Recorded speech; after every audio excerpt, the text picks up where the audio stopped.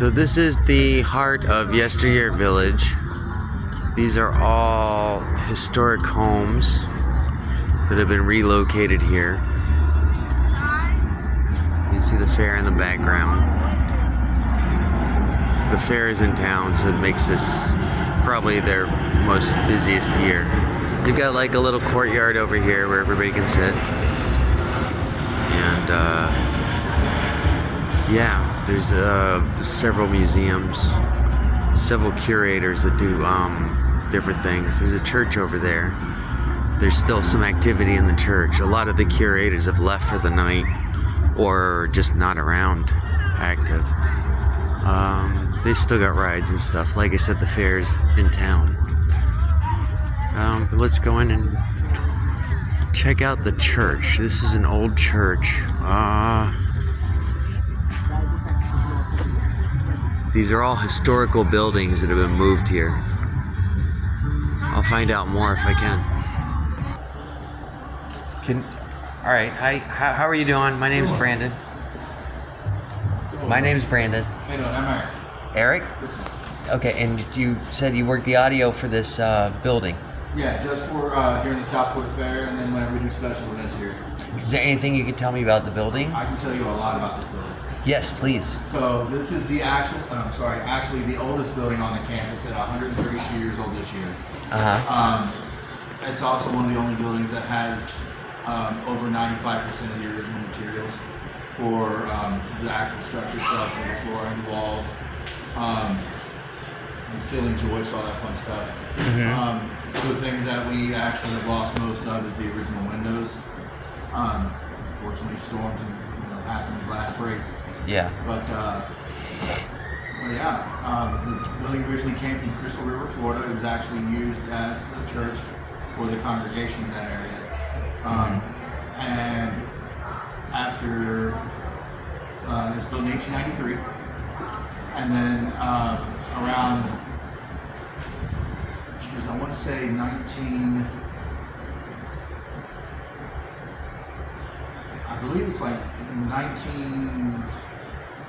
1950s, the original congregation just outgrew the building. And so what they did is they sold the building to a farmer who just carted it down the street, planted in his field, and used it as a dry hay storage and feed storage. So if you actually look up and down the aisleway, the main aisleway here, you can actually see the tire marks and the wear marks from the wood where the tractor would come in and out. So whenever we were constructing Yesteryear Village, they wanted to have a church to make it an authentic, complete community. Yes. So they sent a bunch of historians around the entire state trying to find a building that was still standing because of all the storms that we did. Not many existed anymore, especially in Palm Beach County. So they actually had one of the curators that had family out in the area of the building, which was Crystal River, Florida. And they found us sitting out in the middle, and they, made the connections with a living history park and the owner / farmer's family. And the only thing he asked is that we gave him what he had into the building, which was $1,000,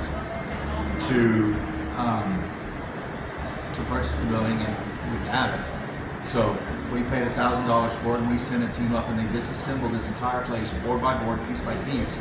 So if you was to pick and choose any board on the walls, floor, ceiling, anywhere in here, pry it off, you would actually see a letter and a number behind it to show you where it went to and what order it went, so they could keep all the original pieces where they were. Exactly where they were. So they could keep everything the exact same. That's cool. So they can still tell the story of how it was a hay barn and he was driving his tractor. That way you could see the marks and wear and tear.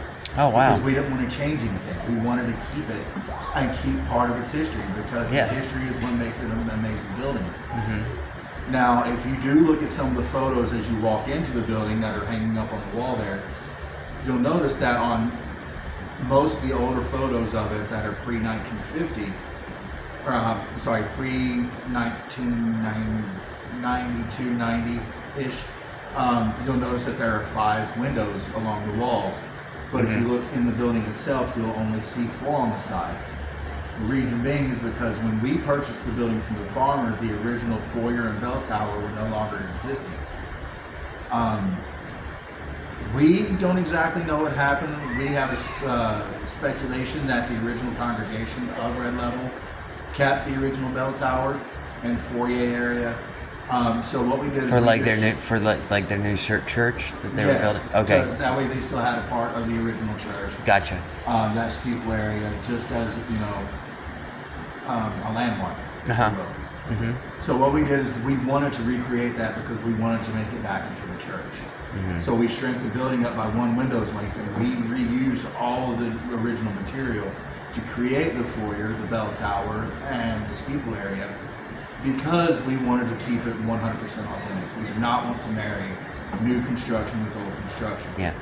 So on the outside, we've added like the pavers coming up to the door, the banisters coming in to lead up to the foyer area.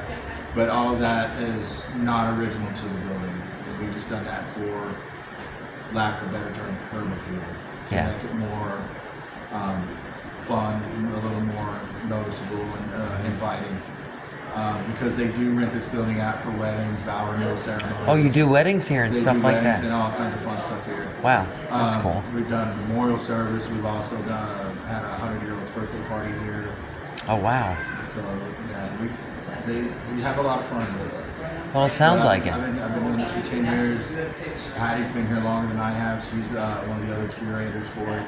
But she's been doing this. Patty, how long have you been doing this out here? How long have y'all been here? 10? I was thinking maybe 15, about 15. Okay. There's another lady I don't want to that's been record here. her without her consent. Yeah. That's the I'm glad you turned around. Yeah. There's another lady that's been here. She's been doing this for like 18 years.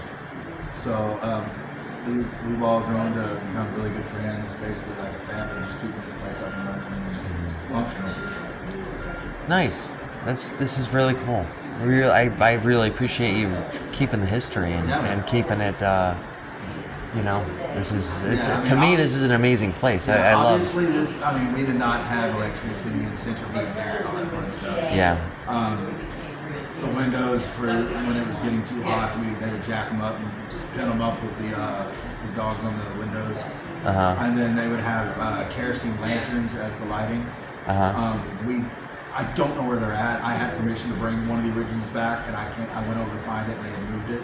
But I have a photo of that on the back display case, so you can check that out. But if you look on the walls here, you can actually see like the hook marks where they had the hooks in the walls where they would actually lower the lanterns so they could light them and they supposed to go back up to the main building. Cool. Well, thank you so much. I appreciate it. No problem, man. And your name again? I'm sorry. Eric. Eric. Yes, sir. Eric, the curator for the Yes. church in Yesteryear Village. All right. Awesome. Thank you, Eric.